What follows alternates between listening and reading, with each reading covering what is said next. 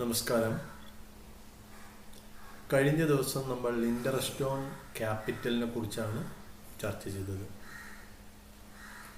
എന്താണ് interest on capital, അതിൻ്റെ journal entries, അത് വിവിധ കേസുകളിൽ ഇൻട്രസ്റ്റ് ഓൺ ക്യാപിറ്റൽ കണ്ടുപിടിക്കുന്നത് എങ്ങനെ എന്നിവയാണ് നമ്മൾ ചർച്ച ചെയ്തത്. ഇന്ന് ഇൻട്രസ്റ്റ് ഓൺ ഡ്രോയിങ്സിനെ കുറിച്ചാണ് നമ്മൾ ചർച്ച ചെയ്യുന്നത്. എന്താണ് interest on drawings, interest on ഡ്രോയിങ്സിൻ്റെ ജേണൽ എൻട്രീസ്, വിവിധ സാഹചര്യങ്ങളിൽ ഇൻട്രസ്റ്റ് ഓൺ ഡ്രോയിങ്സ് കണ്ടുപിടിക്കുക എന്നിവയാണ് നമ്മൾ ചർച്ച ചെയ്യുന്നത്. പങ്കാളികൾ അവരുടെ സ്വകാര്യ ആവശ്യങ്ങൾക്കായി പിൻവലിച്ച ഡ്രോയിങ്സിന്മേൽ പങ്കാളിത്ത സ്ഥാപനം ചുമത്തുന്ന പലിശയാണ് ഇൻട്രസ്റ്റ് ഓൺ ഡ്രോയിങ്സ്. പങ്കാളികൾ അവരുടെ സ്വകാര്യ ആവശ്യങ്ങൾക്കായി പിൻവലിച്ച ഡ്രോയിങ്സിന്മേൽ പങ്കാളിത്ത സ്ഥാപനം ചുമത്തുന്ന പലിശയാണ് ഇൻട്രസ്റ്റ് ഓൺ ഡ്രോയിങ്സ്. ഇത് പങ്കാളിത്ത സ്ഥാപനത്തെ സംബന്ധിച്ച് വരുമാനമാണ്, എന്നാൽ പങ്കാളികളെ സംബന്ധിച്ച് ഇത് ചെലവാണ്. ഇൻട്രസ്റ്റ് ഓൺ ഡ്രോയിങ്സിനെ കുറിച്ച് പങ്കാളിത്ത പ്രമാണത്തിൽ വ്യവസ്ഥയുണ്ടെങ്കിൽ പങ്കാളികളിൽ നിന്നും ഇൻട്രസ്റ്റ് ഓൺ ഡ്രോയിങ്സ് ചുമത്തേണ്ടതാണ്. ഇൻട്രസ്റ്റ് ഓൺ ഡ്രോയിങ്സ് കണ്ടുപിടിക്കുന്നത് ടൈം പീരീഡ് പരിഗണിച്ചുകൊണ്ടാണ്. അതിൻ്റെ അർത്ഥം, എന്നാണോ ഡ്രോയിങ്സ് നടത്തിയത് ആ ഡ്രോയിങ്സ് നടത്തിയ തീയതി മുതൽ ക്ലോസിംഗ് ഡേറ്റ് വരെയുള്ള കാലയളവ് കണക്കാക്കി അതിന്മേലാണ് നമ്മൾ ഇൻട്രസ്റ്റ് കാൽക്കുലേറ്റ് ചെയ്യുന്നത്. എന്താണ് ഇൻട്രസ്റ്റ് ഓൺ ഡ്രോയിങ്സിൻ്റെ ജേണൽ എൻട്രി? കഴിഞ്ഞ ക്ലാസ്സുകളിൽ നമ്മൾ പഠിച്ചതാണ്. ഇൻട്രസ്റ്റ് ഓൺ ഡ്രോയിങ്സിന് 2 ജേണൽ എൻട്രിയാണ് വരുന്നത്. ഒന്ന്, പങ്കാളികളിൽ നിന്നും ഇൻട്രസ്റ്റ് ഓൺ ഡ്രോയിങ്സ് ചുമത്തുമ്പോൾ, മറ്റൊന്ന് interest on drawings account close ചെയ്യുമ്പോൾ. ഇൻട്രസ്റ്റ് ഓൺ ഡ്രോയിങ്സ് ചുമത്തുമ്പോൾ നമ്മൾ അത് ചെയ്യുന്നത് ഒന്നുകിൽ പാർട്ട്നേഴ്സ് ക്യാപിറ്റൽ അക്കൗണ്ടിൻ്റെ ഡെബിറ്റ് സൈഡിൽ അല്ലെങ്കിൽ പാർട്ട്നേഴ്സ് കറണ്ട് അക്കൗണ്ടിൻ്റെ ഡെബിറ്റ് സൈഡിൽ രേഖപ്പെടുത്തുകയാണ് ചെയ്യാറ്.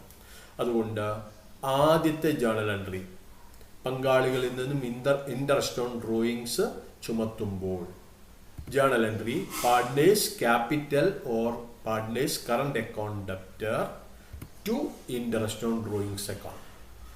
പങ്കാളികളിൽ നിന്നും ഇൻട്രസ്റ്റ് ഓൺ ഡ്രോയിങ്സ് ചുമത്തുമ്പോഴുള്ള journal entry partners capital or current account debtor to interest on drawings account. Interest on drawings വരുമാനമാണ്, സ്വാഭാവികമായും ഇത് ക്രെഡിറ്റ് ആയിട്ടാണ് വരിക. അടുത്തത്, interest on drawings account profit and loss appropriation അക്കൗണ്ടിലേക്ക് ട്രാൻസ്ഫർ ചെയ്യുമ്പോൾ, അതായത് അക്കൗണ്ടിംഗ് ഇയറിന്റെ അവസാനത്തിൽ interest on drawings account close ചെയ്യുമ്പോൾ, കാരണം ചെലവുകളുടെയും വരുമാനങ്ങളുടെയും അക്കൗണ്ടുകൾ നമ്മൾ ക്ലോസ് ചെയ്യണം. അങ്ങനെ interest on drawings account close ചെയ്യുമ്പോൾ journal entry interest on drawings account debtor to profit and loss appropriation account. Interest on drawings account debtor to profit and loss appropriation account. ഇങ്ങനെ 2 ജേണൽ എൻട്രിയാണ് interest on ഡ്രോയിങ്സുമായി വരുന്നത്. ഒന്ന്, interest on drawings ചുമത്തുമ്പോൾ journal entry partners capital or partners current account debtor to interest on drawings.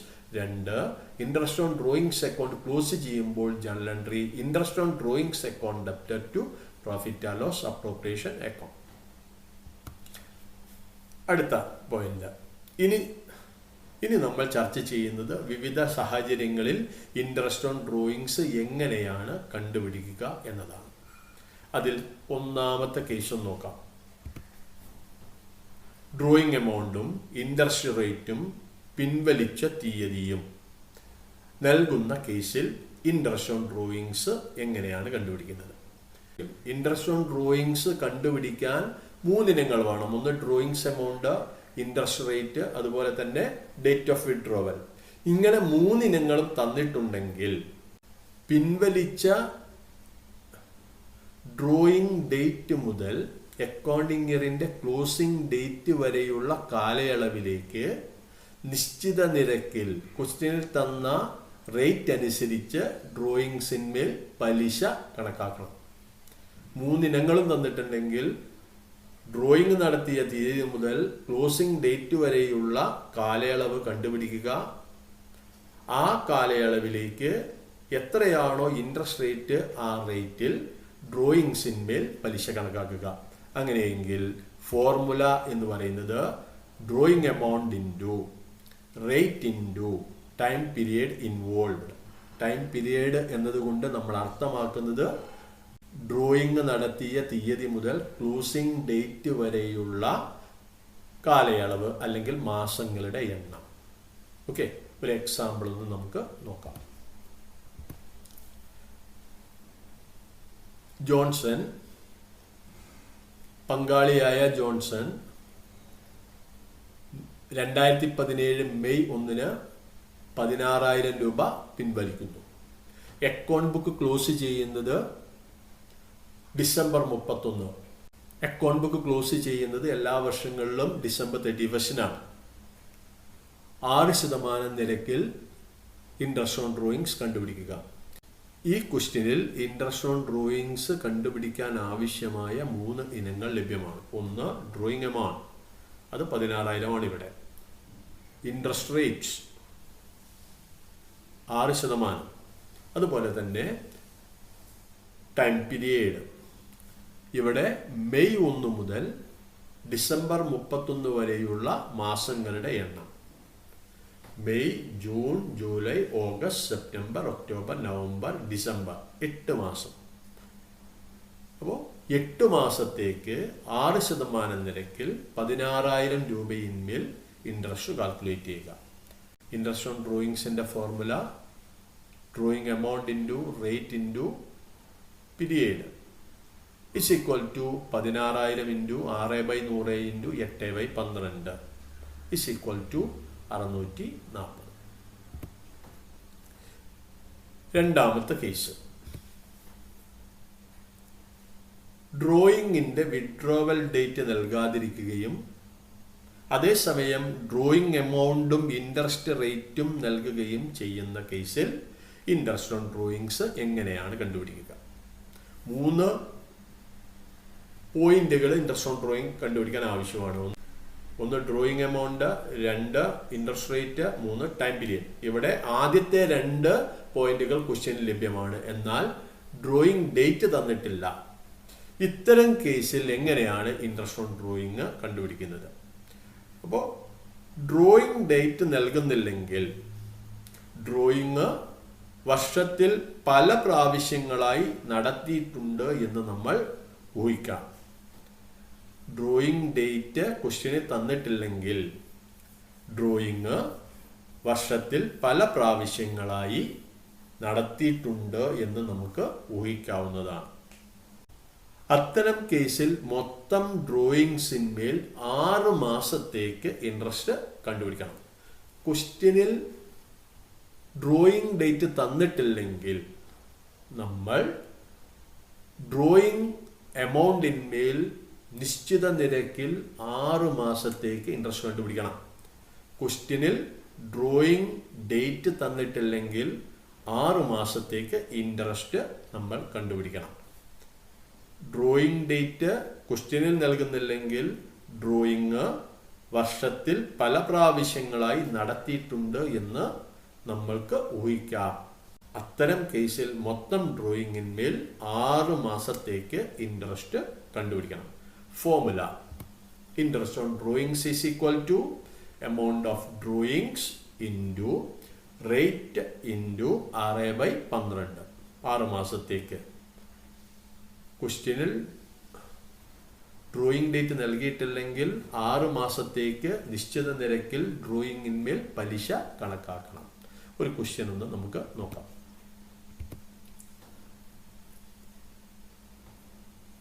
Partner Sachin ഒരു വർഷത്തിൽ 8,000 രൂപ പിൻവലിക്കുന്നു. വർഷത്തിൽ 7% നിരക്കിൽ ഡ്രോയിങ്സിന്മേൽ പലിശ ചുമത്താവുന്നതാണ്. ഇൻട്രസ്റ്റ് ഓൺ ഡ്രോയിങ്സ് കണ്ടുപിടിക്കുക. ഈ ക്വസ്റ്റ്യനിൽ 2 പോയിന്റ് ലഭ്യമാണ്. 1 ഡ്രോയിങ് എമൗണ്ട്, 2 ഇൻട്രസ്റ്റ് റേറ്റ്. ഇവിടെ ഡ്രോയിങ് ഡേറ്റ് നൽകിയിട്ടില്ല, അതുകൊണ്ട് മുഴുവൻ തുകയിന്മേലും 6 മാസത്തേക്ക് ഇൻട്രസ്റ്റ് കണ്ടുപിടിക്കണം. Interest on drawing is equal to 8,000 into 7/100. 7% എന്ന് പറഞ്ഞാൽ 7/100 ഇൻറ്റു 6/12 = 280. മൂന്നാമത്തെ കേസ്, വ്യത്യസ്ത സമയങ്ങളിൽ വ്യത്യസ്ത എമൗണ്ടുകൾ പിൻവലിക്കുമ്പോൾ ഇൻട്രസ്റ്റ് ഓൺ ഡ്രോയിങ്സ് എങ്ങനെ കണ്ടുപിടിക്കണം? വ്യത്യസ്ത സമയങ്ങളിൽ വ്യത്യസ്ത എമൗണ്ടുകൾ പിൻവലിക്കുമ്പോൾ എങ്ങനെയാണ് ഇൻട്രസ്റ്റ് ഓൺ ഡ്രോയിങ്സ് കണ്ടുപിടിക്കുക? വ്യത്യസ്ത സമയങ്ങളിൽ വ്യത്യസ്ത ഡ്രോയിങ്സ് പിൻവലിക്കുന്ന കേസിൽ പ്രൊഡക്റ്റ് മെത്തേഡിന്റെ സഹായത്തോടു കൂടിയാണ് ഇൻട്രസ്റ്റ് ഓൺ ഡ്രോയിങ്സ് കണ്ടുപിടിക്കുന്നത്. പ്രൊഡക്റ്റ് മെത്തേഡ് അനുസരിച്ച് ഇൻട്രസ്റ്റ് ഓൺ ഡ്രോയിങ്സ് കണ്ടുപിടിക്കുന്നതിന് ചില സ്റ്റെപ്പുകൾ നമുക്ക് ആവശ്യമുണ്ട്. ആ സ്റ്റെപ്പുകൾ എന്തെല്ലാമെന്ന് നമുക്ക് ഒന്ന് നോക്കാം. ആദ്യത്തെ സ്റ്റെപ്പ്, ഇവിടെ വ്യത്യസ്ത കാലയളവുകളിൽ അല്ലെങ്കിൽ വ്യത്യസ്ത സമയങ്ങളിൽ വ്യത്യസ്ത എമൗണ്ടുകൾ പിൻവലിക്കുന്നു. അതുകൊണ്ട് ആദ്യത്തെ സ്റ്റെപ്പ് എന്ന് പറയുന്നത് ഡ്രോയിങ് ഡേറ്റും ക്ലോസിംഗ് ഡേറ്റിനും ഇടയ്ക്കുള്ള കാലയളവ് അല്ലെങ്കിൽ മാസങ്ങളുടെ എണ്ണം കണ്ടുപിടിക്കുക. ജനുവരി 1-ന് 1000 രൂപ പിൻവലിച്ചു. അക്കൗണ്ടിംഗ് ഇയർ ക്ലോസ് ചെയ്യുന്നത് ഡിസംബർ 31 അങ്ങനെയാണെങ്കിൽ ജനുവരി 1 മുതൽ ഡിസംബർ വരെയുള്ള കാലയളവ് അല്ലെങ്കിൽ മാസങ്ങളുടെ എണ്ണം കണ്ടുപിടിക്കുക. നവംബർ 1-ന് 2000 രൂപ പിൻവലിച്ചു. അങ്ങനെയാണെങ്കിൽ നവംബർ 1 മുതൽ ഡിസംബർ 31 വരെയുള്ള കാലയളവ് മാസങ്ങളുടെ എണ്ണം കണ്ടുപിടിക്കുക. ഇതാണ് ആദ്യത്തെ സ്റ്റെപ്പ്. ഒന്നാമത്തെ സ്റ്റെപ്പ് ഡ്രോയിങ് ഡേറ്റും ക്ലോസിംഗ് ഡേറ്റിനും ഇടയ്ക്കുള്ള കാലയളവ് കണ്ടുപിടിക്കുക. ഡ്രോയിങ് ഡേറ്റിനും ക്ലോസിംഗ് ഡേറ്റിനും ഇടയ്ക്കുള്ള കാലയളവ് അല്ലെങ്കിൽ മാസങ്ങളുടെ എണ്ണം കണ്ടുപിടിക്കുക. 2, അങ്ങനെ കണ്ടുപിടിച്ച കാലയളവിനെ അതിൻ്റെ ഡ്രോയിങ്സ് എമൗണ്ടുമായി ഗുണിക്കുക. ഇതിനെയാണ് നമ്മൾ പ്രൊഡക്റ്റ് എന്ന് പറയുന്നത്. പ്രൊഡക്റ്റ്. രണ്ടാമത്തെ പോയിന്റാണ്, അങ്ങനെ കണ്ടുപിടിച്ച കാലയളവിനെ ഡ്രോയിങ് എമൗണ്ടുമായി മൾട്ടിപ്ലൈ ചെയ്യുക. അങ്ങനെ മൾട്ടിപ്ലൈ ചെയ്താൽ കിട്ടുന്ന റിസൾട്ടിനെ പ്രൊഡക്റ്റ് എന്ന് പറയുന്നു. 3, വിവിധ പ്രൊഡക്റ്റുകൾ കൂട്ടുക.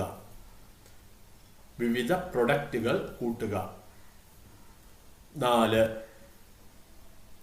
നിശ്ചിത നിരക്കിൽ പ്രൊഡക്റ്റുകളുടെ മൊത്തം തുകയിന്മേൽ ഒരു മാസത്തേക്ക് ഇൻട്രസ്റ്റ് കണ്ടുപിടിക്കുക. നിശ്ചിത നിരക്കിൽ പ്രൊഡക്റ്റിന്റെ അല്ലെങ്കിൽ പ്രൊഡക്റ്റുകളുടെ മൊത്തം തുകയിന്മേൽ ഒരു മാസത്തേക്ക് ഇൻട്രസ്റ്റ് കണ്ടുപിടിക്കുക. അങ്ങനെയെങ്കിൽ ഇൻട്രസ്റ്റ് ഓൺ ഡ്രോയിങ് കണ്ടുപിടിക്കാനുള്ള ഫോർമുല ഇതാണ്. പ്രൊഡക്റ്റ് മെത്തേഡ് അനുസരിച്ച് ഇൻട്രസ്റ്റ് ഓൺ ഡ്രോയിങ്സ് കണ്ടുപിടിക്കാനുള്ള ഫോർമുല എന്ന് പറയുന്നത് സം ഓഫ് പ്രൊഡക്ട്സ്, പ്രൊഡക്റ്റുകളുടെ ആകത്തുക into rate divided by 100 into 1/12. നമ്മൾക്ക് ഒരു എക്സാമ്പിളിന്റെ സഹായത്തോടു കൂടി ഇതൊന്ന് നോക്കാം. ഒരു പങ്കാളിത്ത സ്ഥാപനത്തിൽ വർഷത്തിൽ 10% നിരക്കിൽ ഇൻട്രസ്റ്റ് ഓൺ ഡ്രോയിങ്സ് ചാർജ് ചെയ്യുന്നു. ഡിസംബർ 31, 2017 അവസാനിച്ച ആ വർഷത്തിൽ പങ്കാളികളുടെ ഡ്രോയിങ്സ് താഴെയുള്ളതാണ്. അവർ പിൻവലിച്ച തുകയാണ് വ്യത്യസ്ത കാലയളവുകളിൽ വ്യത്യസ്ത എമൗണ്ടുകളാണ് പിൻവലിച്ചത്. ഫെബ്രുവരി 1-ാം തീയതി 2000, മെയ് 1-ന് 5000, ജൂൺ 30-ന് 2000, ഒക്ടോബർ 31-ന് 6000, ഡിസംബർ 31-ന് 2000. നമ്മൾ കണ്ടുപിടിക്കേണ്ടത് പങ്കാളിയിന്മേൽ ചുമത്തേണ്ട ഇൻട്രസ്റ്റ് ഓൺ ഡ്രോയിങ്സ് എത്രയാണ്. 4 സ്റ്റെപ്പാണ് നമുക്ക് ആവശ്യമുള്ളത്. വ്യത്യസ്ത കാലയളവുകളിൽ വ്യത്യസ്ത എമൗണ്ടുകൾ പിൻവലിക്കുമ്പോൾ പ്രൊഡക്റ്റ് മെത്തേഡിന്റെ സഹായത്തോടു കൂടിയാണ് ഇൻട്രസ്റ്റ് ഓൺ ഡ്രോയിങ്സ് നമ്മൾ കണ്ടുപിടിക്കുന്നത്. അതിന് ഒരു സ്റ്റേറ്റ്മെന്റ് നമ്മൾ വരച്ചു വെക്കണം. 4 കോളങ്ങളാണ് ഇവിടെ ആവശ്യമുള്ളത്. ആദ്യത്തെ ഡേറ്റ്, 2 എമൗണ്ട്. ഇത് രണ്ടും നമുക്ക് ക്വസ്റ്റ്യനിൽ നിന്ന് ലഭിക്കുന്നതാണ്. ഫെബ്രുവരി 1-ാം തീയതി 2000 രൂപ പിൻവലിച്ചു. മെയ് 1-ന് 5000 രൂപ പിൻവലിച്ചു. ജൂൺ 30-ന് 2000 രൂപ പിൻവലിച്ചു. ഒക്ടോബർ 31-ന് 6000 രൂപ പിൻവലിച്ചു. ഡിസംബർ 31-ന് 2000 രൂപ പിൻവലിച്ചു. ആദ്യത്തെ സ്റ്റെപ്പ് ഡ്രോയിങ് ഡേറ്റും ക്ലോസിംഗ് ഡേറ്റിനും ഇടയ്ക്കുള്ള കാലയളവ് അല്ലെങ്കിൽ മാസങ്ങളുടെ എണ്ണം കണ്ടുപിടിക്കുക. അങ്ങനെയെങ്കിൽ ഫെബ്രുവരി 1 മുതൽ ക്ലോസിംഗ് ഡേറ്റ് എന്ന് പറയുന്നത് ഡിസംബർ 31. ഫെബ്രുവരി 1 മുതൽ ഡിസംബർ 31 വരെയുള്ള മാസങ്ങളുടെ എണ്ണം. February, March, April, May, June, July, August, September, October, November, December 11. May 1. അങ്ങനെയെങ്കിൽ May, June, July, August, September, October, November, December 8 മാസം. ജൂൺ 30. ഇപ്പം ജൂൺ കഴിഞ്ഞു. July, August, September, October, November, December 6 മാസം. ഒക്ടോബർ 31. ഒക്ടോബർ 31 ആകുമ്പോൾ October കഴിഞ്ഞു, November, December 2. December 31 തന്നെയാണ് closing date. അങ്ങനെയെങ്കിൽ 0. ഇനി രണ്ടാമത്തെ സ്റ്റെപ്പ്, ഇങ്ങനെ കണ്ടുപിടിച്ച ടൈം പീരീഡിനെ അതിൻ്റെ ഡ്രോയിങ് എമൗണ്ടുമായി മൾട്ടിപ്ലൈ ചെയ്യുക. അതായത് 2000 × 11, 5000 × 8, 2000 × 6, 6000 × 2, 2000 × 0. അങ്ങനെയെങ്കിൽ 2000 × 11 22,000, 5000 × 8 5 8 40 40,000, 2000 × 6 12,000, 6000 × 2